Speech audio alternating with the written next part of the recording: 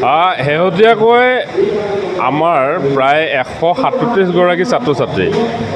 চাহ জনগোষ্ঠীৰ তেওঁলোকৰ সমস্যাটো হৈছে কি তেওঁলোকক আচলতে আদিবাসী ডেভেলপমেণ্ট কাউন্সিলে তেওঁলোকক এটা ফ্ৰী অফ মানে কষ্ট এটা কোৰ্চ দিয়াৰ কাৰণে বিশেষকৈ B pharm D pharm BMLT আৰু BPT এই চাৰিটা কোৰ্চত ফ্ৰী অফ কষ্ট তেওঁলোকক পঢ়োৱা হ'ব বুলি তেওঁলোকক তেওঁলোকৰ ফালৰ পৰা এডভাৰটাইজমেণ্ট হৈছিলে আৰু তাৰপিছতে এই ছাত্ৰ ছাত্ৰীসকলে national institute of paramedical science Sonapur তাতে গৈছিলে আৰু তাত তেওঁলোকে আচলতে গৈ তেওঁলোকক এডমিশ্যনৰ নামত কিবা ইউনিফৰ্মৰ নামত তেওঁলোকৰ পৰা পইচাও লোৱা হ'ল ৰেজিষ্ট্ৰেশ্যনৰ নামতো তেওঁলোকৰ পৰা পইচা লোৱা হ'ল মই জনাত কোনোবা ষ্টুডেণ্টৰ পৰা 20,000 কোনোবা ষ্টুডেণ্টৰ পৰা 10,000 ৰেজিষ্ট্ৰেশ্যনৰ নামত 5,000 এই ধৰণে তেওঁলোকৰ পৰা পইচা লোৱা হ'ল আৰু আটাইতকৈ ডাঙৰ কথা হৈছে যে বি ফাৰ্মৰ যেতিয়া এক্সাম হ'ল আজি 2 দিনৰ আগত তেতিয়া তেওঁলোকক কোৱা হ'ল এটা দিনৰ আগত তেতিয়া তেওঁলোকক কোৱা হ'ল যে তেওঁলোকে কোনো কাৰণে শংকৰদেৱ ইউনিভাৰ্চিটিৰ নৰ্মছ ফিল আপ কৰা নাই যাৰ কাৰণে তেওঁলোকে এক্সামত এপিয়াৰ হ'ব নোৱাৰিব মূল কথা হ'লে 137গৰাকী ছাত্ৰ ছাত্ৰীয়ে এণ্ট্ৰেঞ্চ দিয়া নাছিলে আৰু এণ্ট্ৰেঞ্চ নিদিয়াকৈ প্ৰথম কথা তেওঁলোকে কেনেকৈ এটা ইনষ্টিটিউটত এডমিশ্যন পালে আৰু এডমিশ্যন পোৱাৰ পিছত তেওঁলোকে যিটো ইউনিভাৰ্চিটি ৰেজিষ্ট্ৰেশ্যন তেওঁলোকৰ হ'ব লাগে সেই ৰেজিষ্ট্ৰেশ্যন তেওঁলোকৰ বৰ্তমান নহ'ব বুলি এতিয়া তেওঁলোকৰ ষ্টুডেণ্টখিনিক প্ৰায় 21গৰাকী বি ফাৰ্মৰ ষ্টুডেণ্টক ইনষ্টিটিউটটোৱে তেওঁলোকৰ যি 5,000 ৰুপিজ সেই 5,000 ৰুপিজ ৰিটাৰ্ণ দিব বিচাৰিছে এতিয়া কথা যে এটা শৈক্ষিক বৰ্ষ এই ছাত্ৰ ছাত্ৰীবিলাকে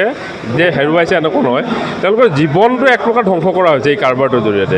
এতিয়া মই অসম চাহ জনজাতি ছাত্ৰ সন্থাৰ পৰা এইটো মুকলিভাৱে কৈছোঁ যে আদিবাসী কাউন্সিলে কেতিয়া কি নটিফিকেশ্যন ইছ্যু কৰি এই ফ্ৰী অফ কষ্ট কোৰ্চটো দিব বিচাৰিছিলে ক'ত টেণ্ডাৰ হৈছিলে কি ধৰণে তেওঁলোকে এই গোটেই কাৰবাৰটো কৰিলে এই যে 137গৰাকী ছাত্ৰ ছাত্ৰী যাৰ আদি ভৱিষ্যত সম্পূৰ্ণৰূপে ধ্বংস হৈ গৈছে তেওঁলোকে ক'ত যাব তেওঁলোকে কোনোবাই ক'ৰবাত এডমিশ্যন পাইছিলে এডমিশ্যন পোৱাৰ পিছত তেওঁলোকে গুচি আহিলে ইয়াত ফ্ৰী অফ কষ্ট পঢ়িম বুলি আৰু মেক্সিমাম ছাত্ৰ ছাত্ৰী এতিয়া তেওঁলোকৰ যিসকলৰ বি ফাৰ্মটো হৈ গৈছে এতিয়া ডি ফাৰ্ম নাইবা BMLT নাইবা BPT এইখিনিতো যে তেওঁলোকৰ ৰেজিষ্ট্ৰেশ্যন হ'ব এইটো সময়টো একেবাৰে কনফাৰ্ম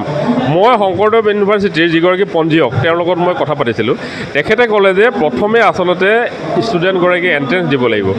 এণ্ট্ৰেঞ্চ দিয়াৰ পিছত তেওঁলোকৰ এডমিশ্যন হয় আৰু এডমিশ্যন হোৱাৰ পিছত তেওঁলোকে ইউনিভাৰ্চিটি ৰেজিষ্ট্ৰেশ্যন হয় এতিয়া কথা হ'ল এই গোটেইখিনি নৰ্মছ এটা গভৰ্ণমেণ্ট যিখন শংকৰদেৱ ইউনিভাৰ্চিটিয়ে গোটেই হেণ্ডেল কৰে এই এক্সামৰ গোটেই ব্যৱস্থাটো আৰু তেওঁলোকৰ নৰ্মছ ভায়লেট কৰি কোনো এণ্ট্ৰেঞ্চ নিদিয়া এখিনি ছাত্ৰ ছাত্ৰীক ফ্ৰী অফ কষ্টত পঢ়াম বুলি লৈ যোৱাটো ইয়াৰ আঁৰত কি আছিলে আচলতে তেওঁলোকৰ পৰা ধন ঘটাৰ কিবা কাৰবাৰ আছিলে নে কি কাৰণে তেওঁলোকে লৈ কাৰণ আদিবাসী ডেভেলপমেণ্ট কাউন্সিল অসমৰ ছ'চিয়েল জাষ্টিছ ডিপাৰ্টমেণ্টৰ আণ্ডাৰত থকা এটা কাউন্সিল হয় তাত ডেফিনেটলি এজন সচিব থাকিব তেওঁ গভৰ্ণমেণ্ট এমপ্লয়ি হয় তো তেওঁলোকে নাজানে নেকি এই কাৰবাৰবিলাক গতিকে ইমান এটা ডাঙৰ বিসংগতি এই বিসংগতিটোৰ জৰিয়তে 137গৰাকী ছাত্ৰ ছাত্ৰীৰ ভৱিষ্যত আদি বিপন্ন হৈছে আৰু অভিভাৱকসকল আদি সকলো মুহূৰ্তত মানে তেওঁলোকে আমাকো ফোন কৰিছে বিভিন্নজনক ফোন কৰি তেওঁলোকে নিজৰ সন্তানৰ ভৱিষ্যতক লৈ তেওঁলোকে শংকিত হৈ আছে গতিকে মই ভাবোঁ যে অসম চৰকাৰে তাৎক্ষণিকভাৱে এই গোটেই কাৰবাৰটোৰ ওপৰত এক উচ্চস্তৰীয় তদন্তৰ ব্যৱস্থা কৰক আৰু তাৰ কাৰণে যিয়ে জগৰীয়া হওক আদিবাসী কাউন্সিলৰ চিফৰ পৰা ধৰি তাত থকা চৰকাৰী সচিবগৰাকীকে ধৰি যিসকল জগৰীয়া সকলোৰে ওপৰত শাস্তি দিয়াৰ লগে লগে এই যে ছাত্ৰ ছাত্ৰীসকলক আভুৱা ভাৰি তেওঁলোকক আদিবাসী কাউন্সিলে লৈ গ'ল তাতে ফ্ৰী অফ কষ্ট পঢ়াম বুলি তেওঁলোকৰ যে এটা অমূল্য শৈক্ষিক বৰ্ষ ধ্বংস হ'ল তাকো চৰকাৰখনে সম্পূৰ্ণ তেওঁলোকৰ ইউনিভাৰ্চিটি আমাৰ শংকৰদেৱ ইউনিভাৰ্চিটিক ইনষ্ট্ৰাকশ্যন দি তেওঁলোকৰ যাতে এটা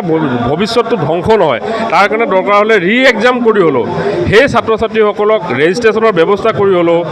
স্পেচিয়েলি এণ্ট্ৰেঞ্চ পাতি হ'লেও সেই ছাত্ৰ ছাত্ৰীসকলৰ ভৱিষ্যতটো সুৰক্ষিত কৰিবলৈ আমি অসম চাহ জনজাতি ছাত্ৰ সন্থাই আহ্বান জনাইছোঁ আৰু যদি নকৰে তো নিশ্চিতভাৱে আমি আন্দোলনমুখী হ'বলৈ একেবাৰে বাধ্য হৈ যাম চাওক গোটেই কাৰবাৰটো হৈছে আদিবাসী ডেভেলপমেণ্ট কাউন্সিলৰ আণ্ডাৰত আৰু আদিবাসী ডেভেলপমেণ্ট কাউন্সিলে এই ষ্টুডেণ্টসকলক ফ্ৰী অফ কষ্ট পঢ়াম বুলি লৈ গ'ল ইনষ্টিটিউটত যেতিয়া national institute of paramedical science Sonapur সেই ইনষ্টিটিউটত যেতিয়া ছাত্ৰ ছাত্ৰীসকল গ'ল তেতিয়া ইনষ্টিটিউটে ক'লে যে কাৰোবাক তেওঁলোকক ক'লে যে এটা এডমিশ্যন ফিজ দিব লাগে কাৰোবাৰ পৰা 20,000 এডমিশ্যন ফিজ ল'লে কাৰোবাৰ পৰা ইউনিফৰ্মৰ নামত বুলি 10,000 ল'লে এনেকৈ এটা এমাউণ্ট তেওঁলোকে লৈ ল'লে তাৰপিছত ৰেজিষ্ট্ৰেশ্যন ফিজৰ কাৰণে তেওঁলোকক 5,000কৈ প্ৰতিটো ষ্টুডেণ্টৰ পৰা লৈ ল'লে আৰু এতিয়া এতিয়া যেতিয়া এক্সাম হ'ল বিফৰ্মৰ যেতিয়া এক্সাম দিব হ'ল তেতিয়া তেওঁলোকক এক্সামৰ আগনিশা 12টা বজাত শংকৰদেৱ ইউনিভাৰ্চিটিৰ পৰা স্পষ্টভাৱে জনালে যে তেওঁলোকে যিহেতু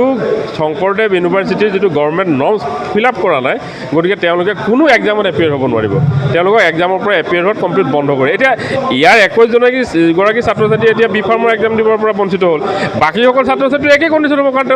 তেওঁলোকে এণ্ট্ৰেঞ্চ দিছে না তেওঁলোকৰ ৰেজিষ্ট্ৰেশ্যন হৈছে, গতিকে তেওঁলোকে কেনেকৈ এক্সাম দিব নোৱাৰে। আল্টিমেট তেওঁলোকৰ লাইফটো ধ্বংস কৰিছে। আৰু মই সেইকাৰণে কৈছোঁ একেবাৰে উচ্চস্তৰীয় তদন্ত হওক আৰু শাস্তিৰ ব্যৱস্থা কৰক।